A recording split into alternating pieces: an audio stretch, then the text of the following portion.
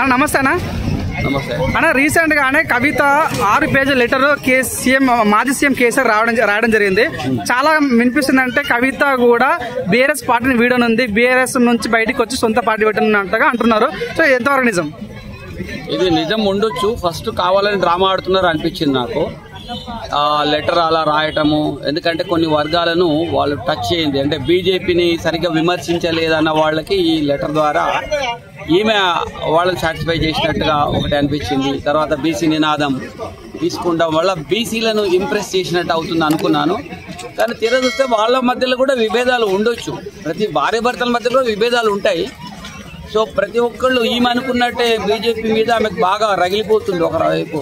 కానీ బీజేపీతో స్నేహం చేయకపోతే ఇక్కడ కేసీఆర్ డమాల్ అంటాడు. కేసీఆర్ను అరెస్ట్ చేయవచ్చు, ఇప్పుడు కాంగ్రెస్ ఆడుకుంటుంది. సో కొంత బీజేపీ సపోర్టు ఆయనకు అవసరం. సో బీజేపీకి అగెనెస్ట్ గా వెళ్తే ఇమీడియట్ గా జైల్లో పడవచ్చు అని కొద్దిగా బీజేపీ మీద సాఫ్ట్ గా ఉంటున్నాడు. అది మాకు నచ్చట్లేదు. నువ్వు ఎంత అవునన్నా కాదన్నా, కవిత కేసీఆర్ కూతురు. అవును. సో తన పెళ్లి చేసుకుని బయటకు పోయినా కూడా ఇంటి పేరు మార్చుకోలేదు. అంత ప్రేమ తండ్రి అంటే. కల్వకుంట్లనే పేరే ఉంది. తన జాగృతి చైర్మన్ అయినప్పుడు కూడా, తెలంగాణ జాగృతి ఉన్నప్పుడు కూడా టీఆర్ఎస్ బీఆర్ఎస్ మారిన తర్వాత తెలంగాణ జాగృతిని బాధ జాగృతిగా మార్చింది. అంత ప్రేమ తండ్రి అంటే. అట్లాంటప్పుడు కవిత పార్టీని వీడుతుందని ఇలా అనుకోవచ్చాను. పార్టీని వీడదో తెలియదు. కానీ ఒక్కోసారి ఎట్లుంటదంటే, ఇప్పుడు అన్నా చెల్లెలు, జగన్ చెల్లెలు మరి ఎంతో ఇష్టం. వాళ్ళందరూ విడిపోరు అనుకున్నాం, కానీ విడిపోయారు.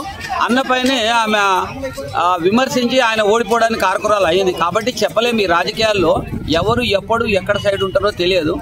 ఏదైనా సాధ్యమే రాజకీయాల్లో. అంటే ఇంకో వైపు వినిపిస్తుంది అంటే కవితకు షోకాజ్ నోటీసులు కూడా ఇస్తున్నట్టు వినిపిస్తుంది.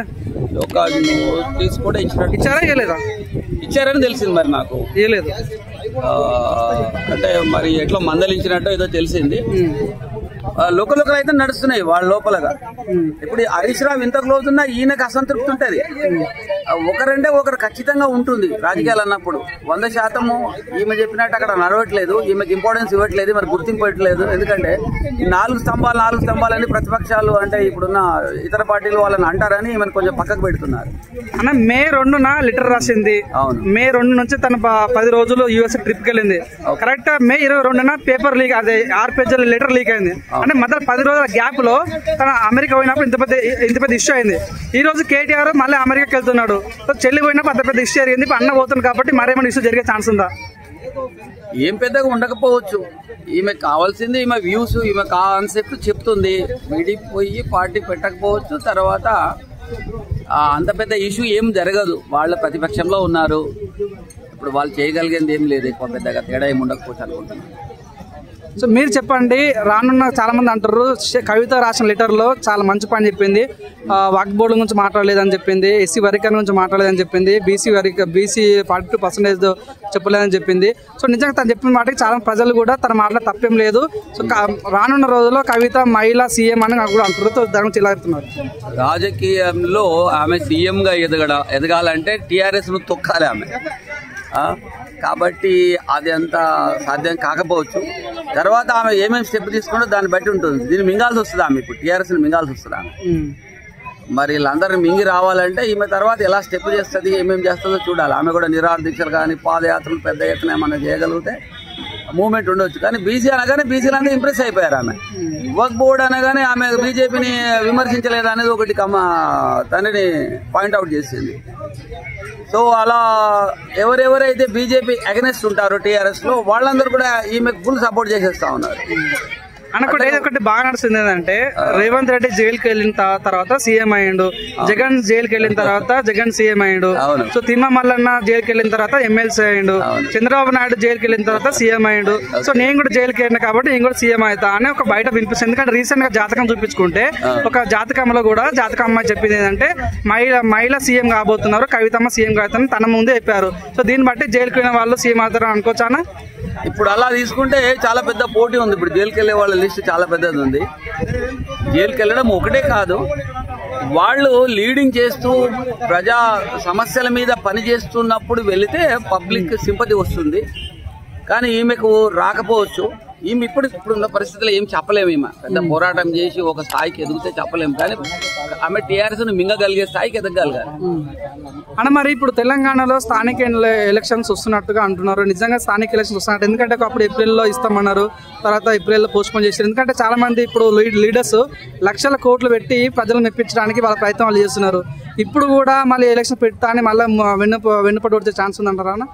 అంటే ఇప్పుడు కాంగ్రెస్ ప్రభుత్వం స్థానిక ఎలక్షన్స్ కు వెళ్తుందా వెళ్ళదా? ఇప్పుడు వీళ్ళ దగ్గర డబ్బులు లేవు, ప్లస్ ఇంకొకటి నెగటివ్ ఎక్కువ ఉంది. ఇప్పుడు కాంగ్రెస్ మీద చాలా వ్యతిరేకత ఉంది పల్లెటూరులో.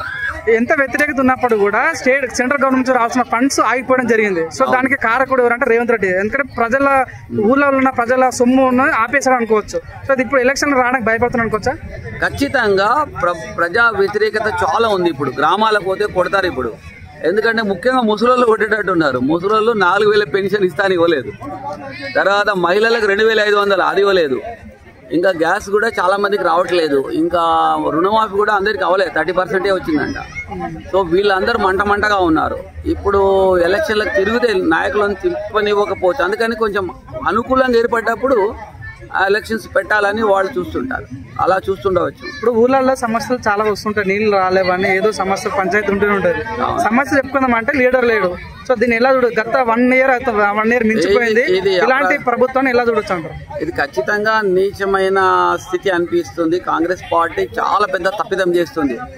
ప్రజలకు ఏ సమస్య వచ్చినా అక్కడ ఉన్న స్థానిక నాయకులే ముందుండి చేస్తుంటారు వాళ్ళకి.